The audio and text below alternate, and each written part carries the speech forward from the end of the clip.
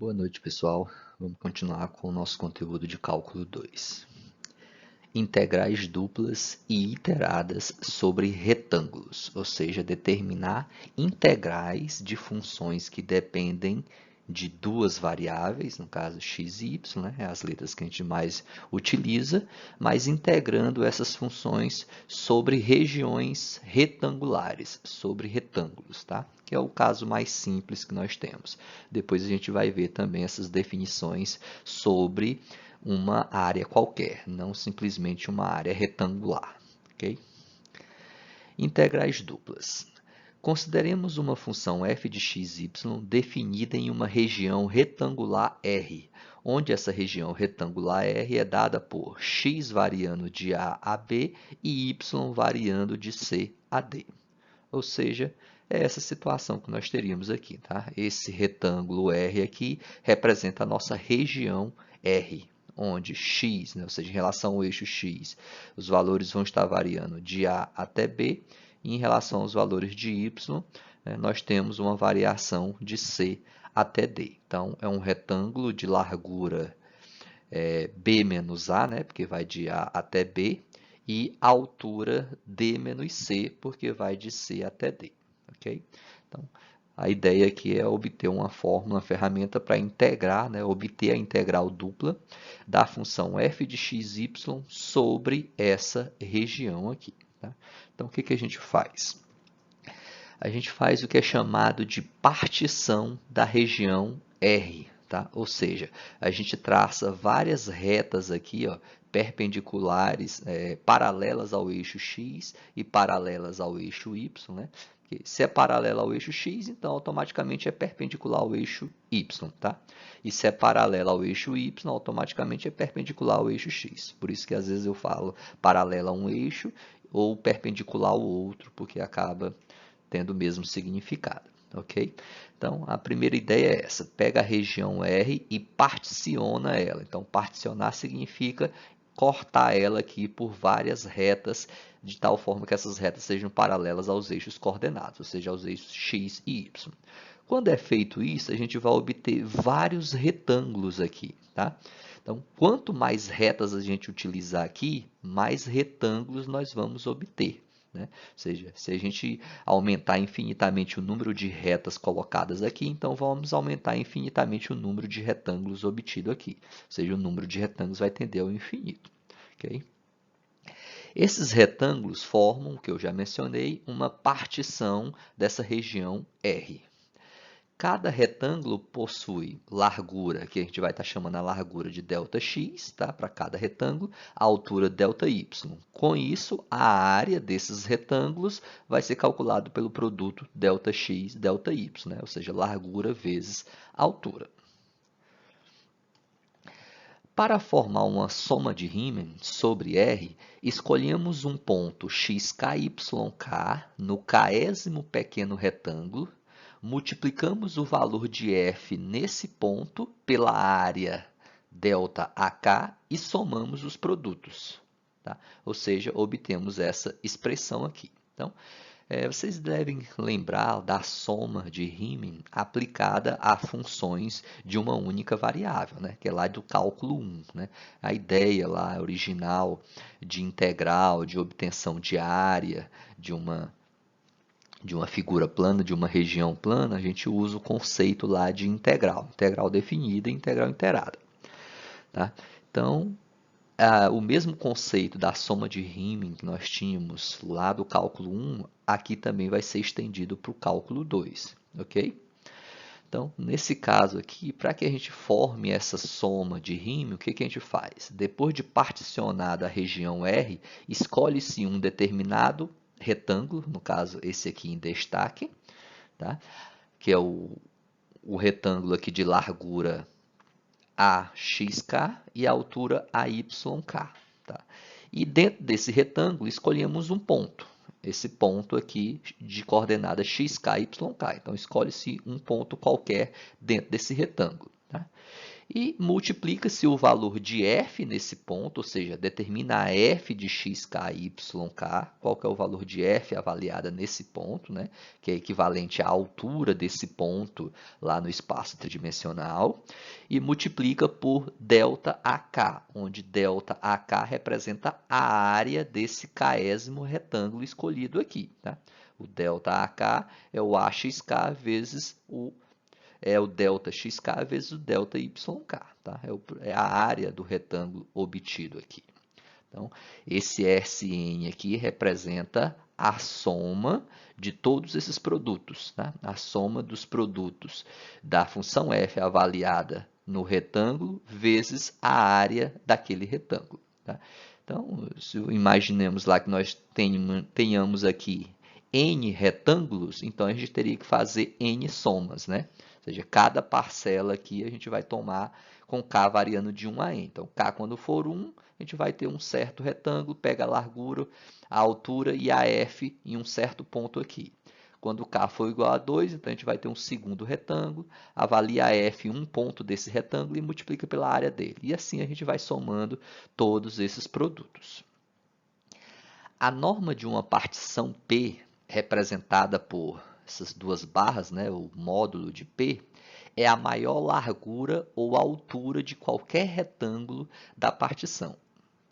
Algumas vezes, as somas de Riemann convergem à medida que a norma de uma partição P tende a zero. Ou seja, à medida que a gente diminui a largura e a altura desses retângulos, né, que é equivalente a gente traçar mais retas aqui, né, a gente aumentar o número de retas traçadas aqui, significa que a gente vai obter mais retângulos, só que retângulos cada vez menores, ou seja, com menor largura e menor altura, automaticamente menor norma da partição, já que a norma de partição representa a maior largura ou altura de um retângulo. Okay? Então, quando a gente diz que a norma da partição tende a zero, significa que a gente está diminuindo cada vez mais a largura e a altura desses retângulos. Esses retângulos estão ficando cada vez menores. Então, ao fazer isso, o limite resultante da nossa soma de Riemann aqui pode, então, ser escrita da seguinte forma. Né? O limite, quando a norma da partição tende a zero, da soma Sn, ou seja, dessa nossa expressão obtida aqui. Então, vou ter aqui n retângulos, eu vou ter que somar, né, as parcelas aqui, onde cada parcela é formada pela f avaliada em um ponto desses retângulos, vezes a área de cada um deles. Tá? Mas se eu estou fazendo a norma da partição tender a zero, eu estou diminuindo cada vez mais o tamanho desses retângulos. Então, a quantidade de retângulos vai estar aumentando cada vez mais, vai estar tendendo ao infinito. Então, à medida que a norma de P tende a zero e os retângulos diminuem em altura e largura, seu número n aumenta, né? Ou seja, vai aumentar o número de retângulos aqui. O que nos permite escrever o limite como limite quando n tende a zero. Então, eu posso substituir aqui, ó, norma da partição tendendo a zero para n tendendo a infinito. Tá? Desculpa, não é a zero, é infinito. À medida que a largura e a altura desses retângulos diminui, aumenta-se infinitamente o número de retângulos. Então, como n representa o número de retângulos, ele vai tender ao infinito. Então, posso fazer essa substituição. É equivalente. O limite da mesma expressão. Tá? Quando um limite da soma Sn existe, dando sempre o mesmo valor limite, independente das escolhas feitas, a função f é considerada integrável e o limite é denominado integral dupla de f sobre r. E escrito com a seguinte simbologia, né? Integral dupla da função f sobre a região r. Ou integral dupla da função f sobre a região R, onde esse dA aqui pode ser substituído por dx dy. Esse dA aqui é o mesmo ΔA, tá? É a área de um retângulo lá, de um retângulo genérico aqui, um retângulo qualquer escolhido para representar todos da nossa partição. Então, como ΔA é o mesmo dA, é a área de um retângulo, e o retângulo, a área do retângulo é dada por ΔX de ΔY, que é a mesma coisa que dx dy. Tá? Então, pode ser substituído por dx dy, o d de A, que a área é dada pelo produto da variação de x pela variação de y, ou seja, largura vezes altura. Tá? Observe que aqui falou-se que esse limite existe, né? Quando esse limite existe, independente das escolhas feitas, ele está se referindo a qual retângulo escolher e a qual ponto escolher. Tá?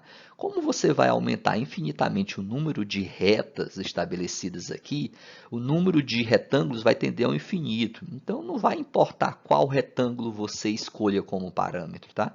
Porque, como vai tender ao infinito, esses retângulos vão tender a ter áreas muito próximas uma das outras. Tá? Assim como independe do ponto que você tome dentro desse retângulo. Nesse caso aqui, foi tomado um ponto de coordenadas xk e yk dentro desse retângulo. Mas eu poderia ter pego outros pontos aqui.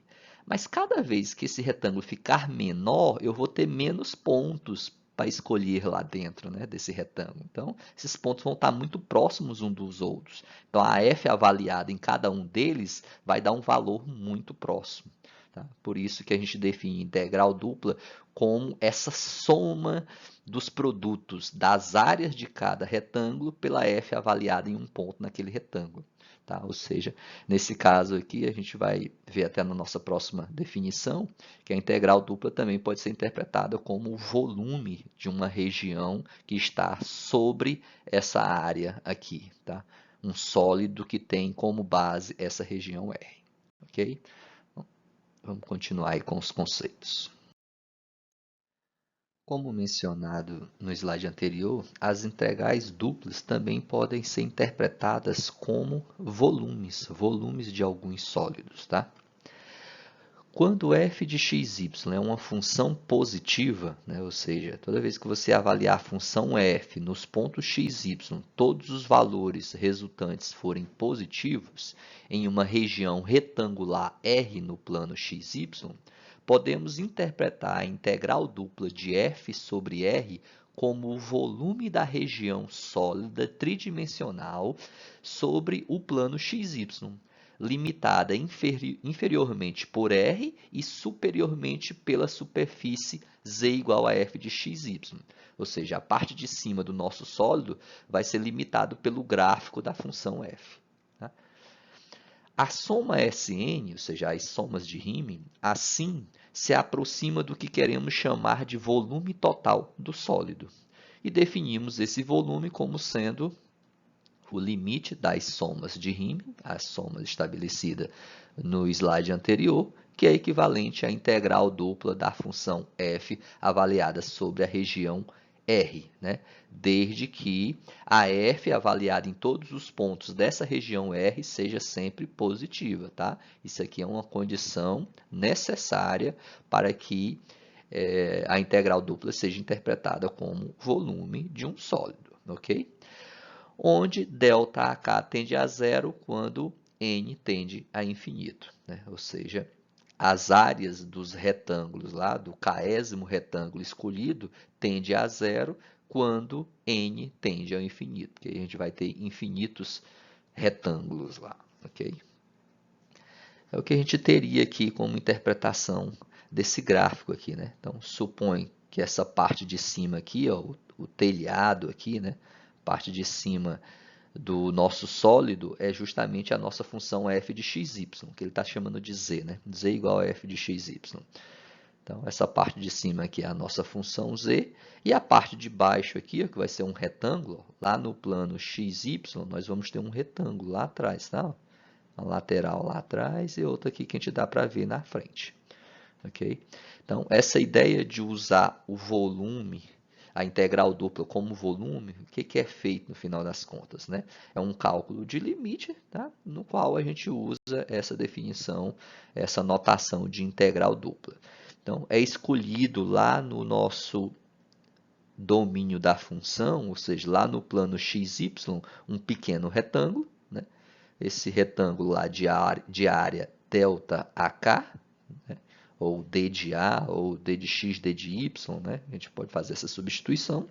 Dentro desse retângulo, escolhe-se um ponto qualquer, no caso, foi escolhido aqui o ponto de coordenadas xk e yk, tá? E multiplica-se o valor de f avaliada nesse ponto vezes a área do retângulo. Tá? Então, a gente vai achar uma das parcelas das nossas somas de Riemann. Quando você calcula a ideia da integral aqui, significa que você vai calcular a soma de todas as parcelas obtidas. Tá? Aqui, ó, imagina só, se você tem um retângulozinho aqui, um pequeno retângulo, calcula a área desse retângulo e multiplica pela f avaliada em um ponto desse retângulo, você está obtendo a altura, né? Ou seja, você está calculando a área da base vezes a altura. Você está achando o volume desse prisma aqui, ó, tá? Esse prismazinho pequeno aqui interno na nossa figura. Tá? Então, quando você calcula a ideia, usa a ideia de integral, você vai estar calculando os volumes dos vários prismazinhos que vão ter aqui. Tá? Então, você vai preencher todo o sólido com vários prismas aqui e vai somar os volumes de todos os prismas. Essa soma vai dar aproximadamente a área o volume do nosso sólido obtido aqui, tá? Da nossa figura. Então, quanto menor for os retângulos escolhidos aqui no domínio da função, aqui na região R, né, mais prismas nós vamos ter aqui. Quanto mais prismas nós tivermos aqui, mais próximo será o valor, né, da soma desses volumes, mais próximo do real será o volume do nosso sólido. Tá? Uma ideia que nós temos aqui. Para n igual a 16, ou seja, se a gente tomasse 16 retângulozinhos lá no domínio, lá na região R, nós teríamos 16 prismas. Se for somado os volumes desses 16 prismas, vai dar um volume bem próximo do nosso sólido. Mas se a gente aumentar o número de retângulos, o número de prismas, para 64, a gente vai obter um volume mais próximo ainda. Se n for 256, nós vamos ter 256 prismas e vai ter um volume muito mais próximo do real. Então, por isso a gente faz n tender a infinito, porque n tender a infinito, a gente vai ter agora infinitos retângulozinhos lá bem fininhos que vão dar praticamente o mesmo valor, né? Exatamente, podemos dizer assim, o valor do volume desse sólido, ok? Então, é uma ideia muito bacana de integral para obter esses volumes. Vamos para um teorema aí, obter ferramentas para a gente encontrar, calcular essas integrais duplas, né? Calcular volumes de alguns sólidos. O teorema de Fubini. Primeira forma, a forma mais simples, que é aquela quando a nossa região R é um retângulo. Tá? Depois a gente vai ver um outro teorema, também um teorema de Fubini, mas um teorema mais geral, que serve para qualquer forma. Ou seja, a região R não precisa necessariamente ser um retângulo. Quando for um retângulo, é a forma mais simples, que é a que a gente vai estabelecer aqui. Se f de xy for contínua na região retangular R, onde essa região retangular R é dada por x variando de A a B e y variando de C a D, então a integral dupla de f sobre R é calculada como a integral da função f de xy em relação a x. Quando você integra em relação a x, né, esse dx significa que você vai integrar a função f em relação a x. Você vai olhar y como sendo constantes. E o resultado obtido, a expressão obtida com essa integral, você vai ter que avaliar ela nesses limites aqui. Né? Ou seja, x aqui vai variar de A até B. Então, você vai pegar a expressão obtida, aonde tiver x você substitui por B, menos aonde tiver x você substitui por A. E vai obter uma outra expressão. Obtida essa expressão, agora você integra em relação a y. Ao integrar em relação a y, vai sobrar uma expressão que depende apenas de y. Aí depois você avalia essa expressão nos limites de integração de y. Ou seja, você vai substituir o y por d, menos depois substitui y por c. Né? Ou seja, limite superior menos limite inferior. Isso aqui vocês já sabem desde o cálculo 1, desde a parte de integral simples, né? Integral única apenas. Né? Então, a gente acaba calculando a integral dupla, você não calcula a integral dupla diretamente, você vai calculando uma por uma. Né? Tá? Atenção aqui para as notações. Tá? Quando a gente coloca o dx primeiro, quando você obtém esses tipos de notação, você tem que saber a que variável se refere esses limites de integração. O a e o b aqui se refere à variável x, já que dx aparece primeiro, então a integral interna tem os limites de integração de x. Se dy aparece por último, então a primeira que aparece aqui, que é a integral externa, que a gente chama, é que tem os limites de integração de y. Tá? Veja que no início aqui a gente disse, né, a gente definiu aqui que x varia de a até b, então a integração de x, que é a interna, tem que ir de a até b. E y de c a d. Então, se y está a última aqui, significa que você vai tomar a integral externa. E os limites de integração de y é de c a d. Tá? Ou a gente também pode inverter a ordem dessas integrações. Aqui, com essa notação, você vai integrar primeiramente em relação a x. Mas você pode também integrar primeiramente em relação a y. No entanto, os limites de integração de y têm que acompanhar.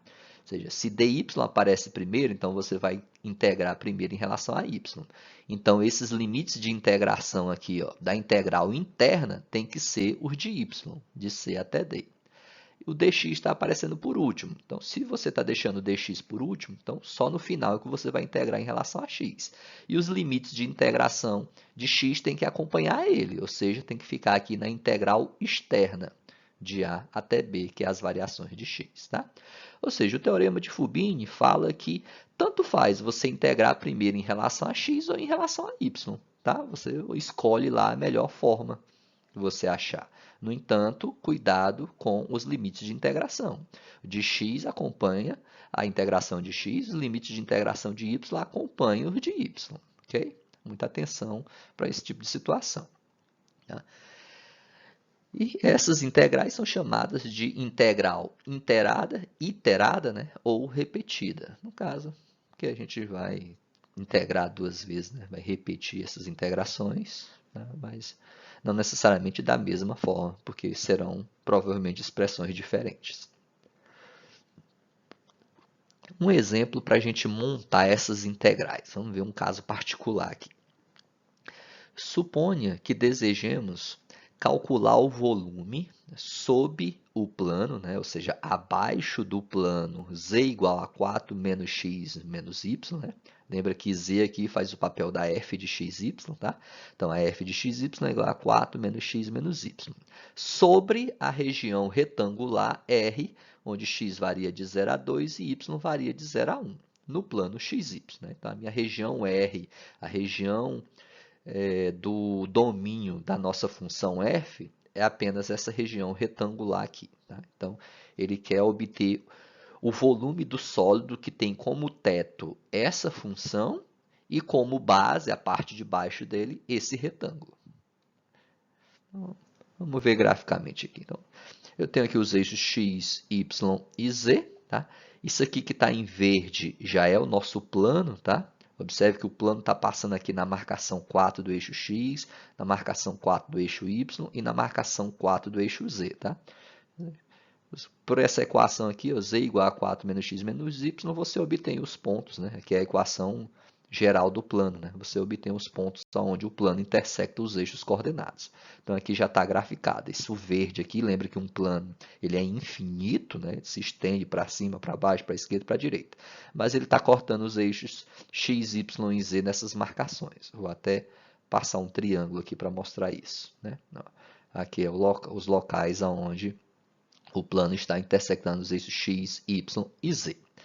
No entanto, o sólido que a gente quer calcular o volume é um sólido apenas sobre a região retangular R, onde x varia de 0 a 2 e y varia de 0 a 1. Ó, então, só aqui, ó, onde x varia de 0 a 2 e y varia de 0 a 1. Então, é só sobre essa região retangularzinha aqui, ó, que eu pintei em amarelo. Tá? Então, não quero, o teto do meu sólido não é todo o plano verde aqui, até porque ele é infinito. É apenas a parte do plano que está sobre essa regiãozinha amarela, acima dessa regiãozinha amarela. Né? Que será isso aqui. Ó. A parte do meu plano que está sobre a região amarela é só essa parte aqui. Tá? Ou seja, esse aqui seria o nosso sólido formado. Ele quer obter o volume desse sólido. A parte de baixo dele lá é esse retângulo, com x variando de 0 a 2 e y variando de 0 a 1. E a parte de cima dele aqui, ó, é um pedaço do meu plano z igual a 4 menos x menos y. Ok? Então, vamos destacar só isso, o que nos interessa, que é o sólido, e calcular o volume dele. Vamos jogar para o outro lado aqui. E para isso eu vou usar o chamado método do fatiamento com fatias perpendiculares ao eixo x. Então, destaquei o nosso sólido aqui, que está até mais bonitinho, né? Aqui não ficou tão bom esse desenho amarelo. Tá? Então, aqui é o nosso sólido, onde o teto dele aqui, a parte de cima, é justamente o gráfico da função z igual a 4 menos x menos y, né? Ou f de xy igual a 4 menos x menos y. E queremos obter o volume desse sólido. Então, de acordo com o teorema de Fubini, tem duas maneiras. Ou a gente começa integrando primeiro em relação a x ou primeiro em relação a y. Tá? Mas o que isso significa graficamente? Tá? Então, primeiro eu vou usar o método do fatiamento com fatias perpendiculares ao eixo x. Então, eu vou fatiar esse sólido com planos que sejam perpendiculares ao eixo x. Com planos aqui, ó, perpendiculares ao eixo x. Planos que sejam paralelos ao plano YZ, ó, a parede lá de trás. Tá? Por exemplo, esse aqui. Ó. Então, se eu intersectar o nosso sólido com um plano x, né, com um plano perpendicular ao eixo x aqui, a interseção formada vai ser essa figura plana aqui, né, que é um trapézio no final das contas, né? Então, esse trapézio aqui seria uma seção transversal do nosso sólido, né? Ou seja, é uma fatia do nosso sólido, mas esse fatiamento foi feito de forma perpendicular ao eixo x. Então, qual que seria a ideia utilizada aqui? Tá? Eu estou chamando de AX, isso aqui, tá? Essa figura nossa aqui, esse nosso trapézio. Então, a ideia seria preencher o nosso sólido com várias fatias semelhantes a essa. Então, imagine, né, isso aqui é um trapézio, imagine ele sendo uma tábua de madeira, né? Então, imagine eu pegar outras tábuas de madeira aqui na frente, né? Se está aqui na frente, elas vão ter alturas menores, até chegar aqui nesse limite, que é esse trapézio aqui. E outras tábuas de madeira lá na parte de trás, só que com alturas maiores, né? Até chegar nesse último trapézio aqui. Tá? Então, quando a gente juntar todos esses trapézios, né, quando x variar lá de 0 até 2, todos esses trapézios juntos vão preencher todo o nosso sólido, ou seja, a gente vai obter o volume do nosso sólido. Né? O volume é o preenchimento interna completa do nosso sólido. Então, a ideia de integral é essa, né? É você tomar esse trapézio aqui e fazer vários outros trapézios aqui semelhantes a ele, né? No entanto, os aqui à frente têm altura menor, os que estão lá atrás têm altura maior. Mas quando juntar todos eles, a gente vai conseguir encher todo o nosso sólido, ou seja, a gente vai conseguir obter o volume do nosso sólido. Okay? Então, daí a nossa primeira parte, né? Ou seja, integrar esse AX, esse nosso trapézio aqui, em relação a x, fazendo x variar de 0 a 2. Geometricamente significa que a gente vai colocar várias tábuas aqui, né, com esse formato de trapézio, e essas tábuas vão vir lá do x igual a 0 até o x igual a 2, para preencher todo o nosso sólido. Assim, a gente vai obter o volume desse sólido por completo. Né? No entanto, esse AX é justamente uma figura plana, né? É esse trapézio aqui, é essa fatia do nosso sólido. E a gente deve calcular a área dessa fatia. Né? Qual que é a área desse trapézio aqui? Né? Lá do cálculo 1, a gente consegue obter, né, como achar a área dessa seção transversal aqui, dessa figura plana que é esse trapézio. A gente pode calcular como sendo a integral com y variando de 0 a 1, nesse caso aqui, essa fatia, né, esse trapézio, ele é paralelo lá ao plano YZ, então a gente está vendo uma variação para y. Né? Y está variando de 0 até 1, por isso eu estou tomando aqui, ó, y variando de 0 a 1. Então, com y variando de 0 a 1, e pego os limites aqui né, a subtração dentre o teto da minha figura, né, a parte de cima, e a parte de baixo dela. A parte de cima dela é justamente onde z é igual a 4 menos x menos y, que é a nossa função, 4 menos x menos y, subtraído por essa altura de baixo aqui. Mas essa altura aqui está justamente no chão, né? A altura é zero. Então, se eu pegar 4 menos x menos y e subtrair por zero, vai dar 4 menos x menos y. E é uma integração em relação a y. Tá? Ou seja, aqui a gente está tentando obter o volume desse sólido usando integrais simples, né? Uma única integral. Então, a primeira ideia é integrar, é somar todas essas tábuas aqui, ó, que é quando x varia de 0 até 2, e depois é achar a área de cada uma dessas tábuas, que é integrar y de 0 até 1, e cujo parte limitante de cima dessas tábuas é essa expressão 4 menos x menos y, né? Porque é o teto delas lá. Juntando uma a outra, né? Ou seja, se isso aqui determina o volume, eu posso substituir esse AX por essa integral aqui. Logo, o volume será a integral de 0 a 1 de 4 menos x menos y. Tá? Esse AX aqui está sendo substituído por essa integral, que determina a área dessas fatias aqui, desses trapézios. Então, essa integral de 0 a 1, 4 menos x menos y dy, é justamente o nosso AX. Então, foi só substituído aqui. E repete-se a integral com x variando de 0 a 2 dx. Integral de 0 a 2 dx internamente. Assim, a gente obtém o volume usando o método do fatiamento de forma perpendicular ao eixo x. Ou seja, quando a gente faz isso, você está integrando primeiramente em relação a y. Ok? A gente também pode usar o método do fatiamento com fatias perpendiculares ao eixo y, né? Que no final das contas vai significar que a gente vai estar integrando primeiro em relação a x. Tá? Então, como que seria isso? Então, temos aqui novamente o nosso sólido, tá? E agora vamos cortar o sólido, ou seja, seccionar ele com planos perpendiculares ao eixo y, né? Então, vai cortar lá de forma perpendicular ao eixo y. Automaticamente é paralelo ao plano XZ.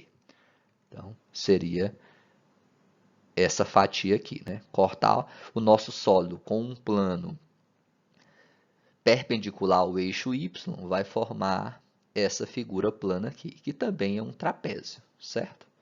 Então, agora aqui a gente pode enxergar o volume do nosso sólido como sendo vários trapézios aqui, ó. Só que vou ter trapézios aqui à direita e trapézios à esquerda. Então, vou encher de trapézios aqui à esquerda, ó, com alturas cada vez maiores, até atingir lá o plano XZ. E depois vários outros trapézios aqui à direita, até atingir esse limite aqui, que é esse trapézio que está aqui à direita. Tá? Quando a gente juntar todos esses trapézios, né, todas essas tábuas aqui, a gente vai preencher todo o sólido. Logo, a gente vai obter o volume desse sólido. Okay?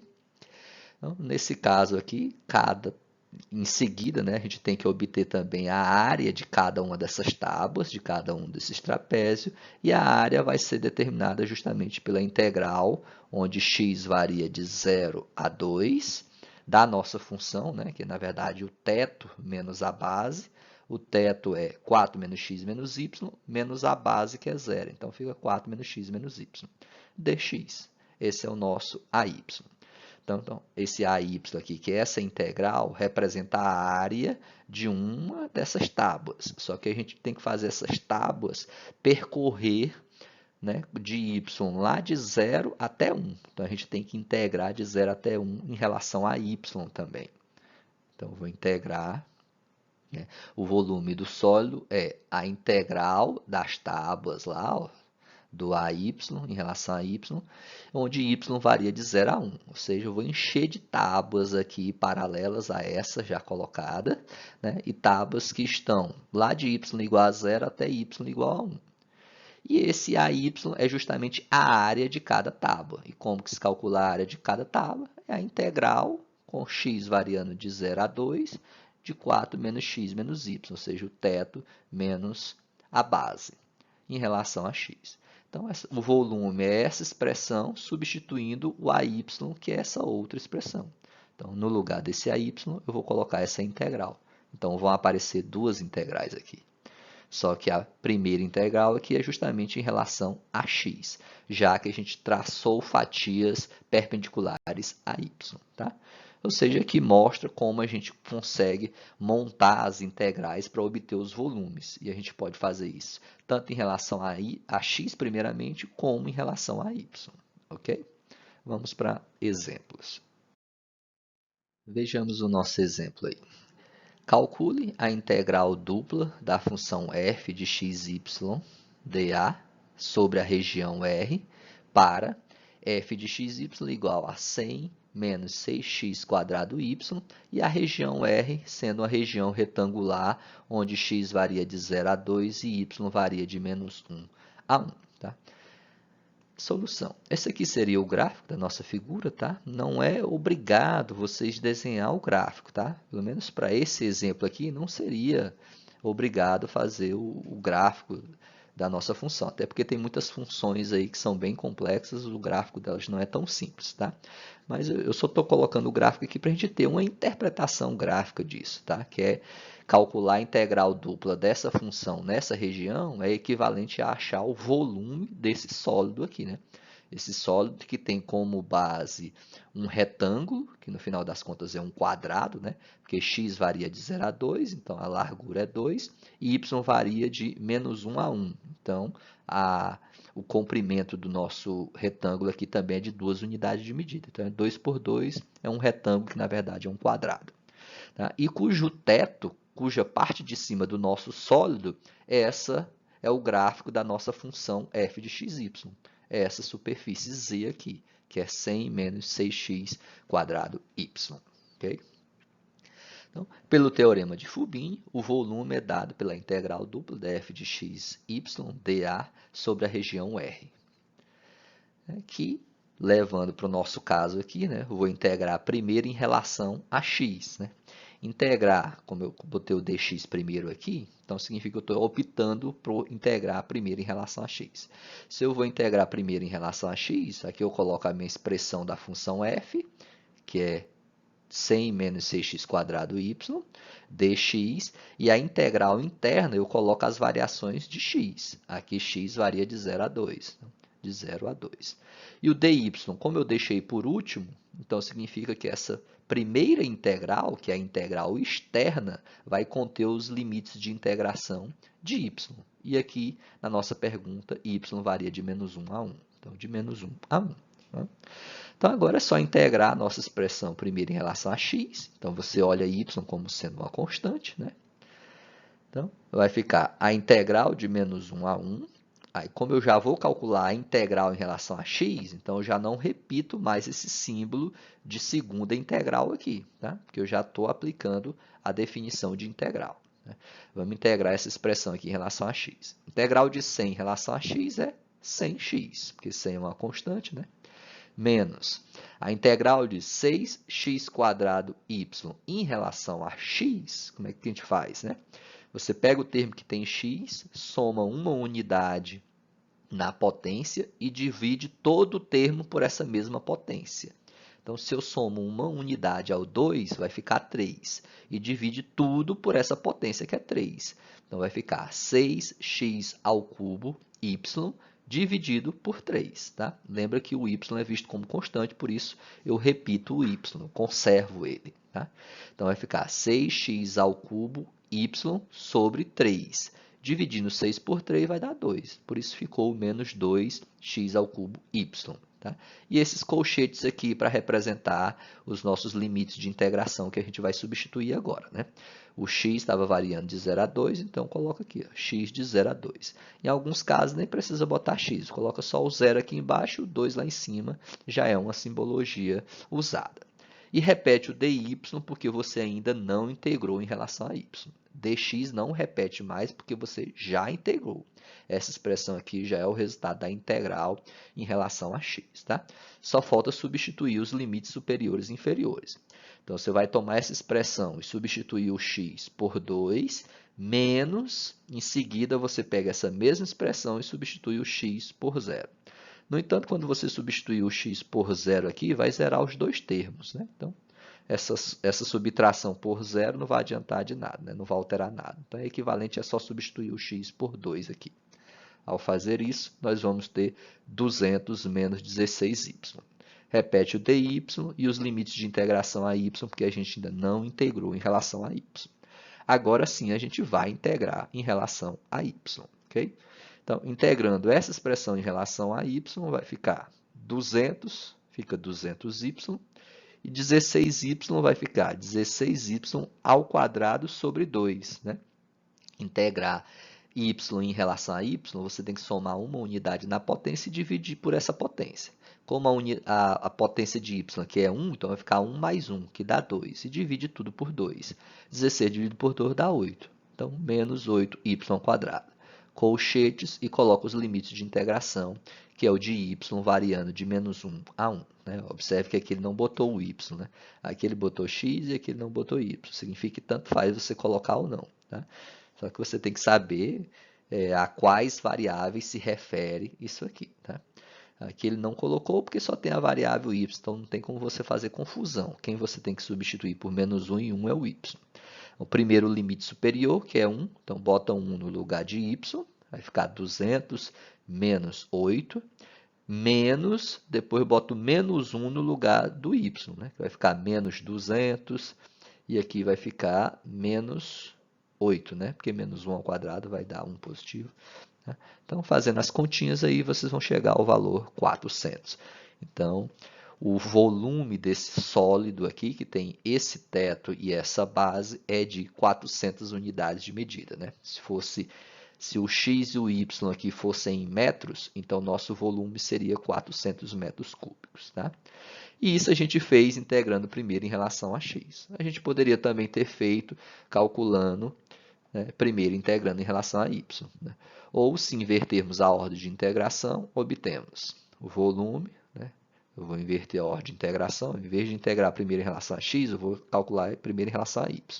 Aqui vem a função f, que é a 100 menos 6x² y, dy. Então, como eu coloquei dy primeiro, esses limites de integração da integral interna têm que ser os de y, que é de menos 1 a 1. Deixei o dx por último, então significa que essa integral externa vai ter os limites de integração de x, que é de 0 a 2. Então, agora é só integrar em relação a y, vai ficar 100y, aqui vai ficar 6x² y, integrando em relação a y, o 6x² é constante, tá? É tudo olhado como constante. O y é a única variável. E a integral de y é y² sobre 2. Né? É somar uma unidade na potência e dividir por essa potência. Então, vai ficar y² sobre 2. Só que ser dividido por 2 dá 3. Então, é menos 3x² y². Com esses limites de integração de y variando de menos 1 a 1. Repete o dx, porque ainda não integramos em relação a x. Tá? Agora, substitui os limites de integração, limite superior, que é o 1, aí eu obtenho o resultado dessa expressão, menos o limite superior, o limite inferior, ou seja, pego o menos 1 e jogo no lugar de y. Com isso, né, essa primeira expressão aqui é substituindo o y por 1, vai ficar 100 vezes 1, menos 3, substituindo o y por 1, 3x², 1 ao quadrado, que é 1. Então, fica isso aqui. Menos, agora a substituição do limite inferior. Pega o menos 1 e joga no lugar de y. Então, coloquem sempre esse parênteses aqui para não confundir, porque aqui é menos todo o resultado obtido. Então, 100 vezes menos 1 dá menos 100. Aqui vai ficar menos 1 ao quadrado, que dá 1, não interfere, então fica menos 3x². Repete o dx, porque ainda vai integrar em relação a x. Aí, resolve essas continhas aqui, né? Elimina o parênteses, soma aquilo que puder somar. Vai dar apenas 200, né? Porque esse 3x² vai se anular com esse 3x². Vai ficar 100 mais 100, que dá 200.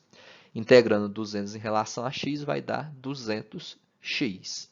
Aí substitui os limites superior menos o inferior, isso vai dar 400, que é o mesmo valor obtido. Ou seja, tanto faz começar integrando em relação a x quanto em relação a y, que o resultado é o mesmo. Ok?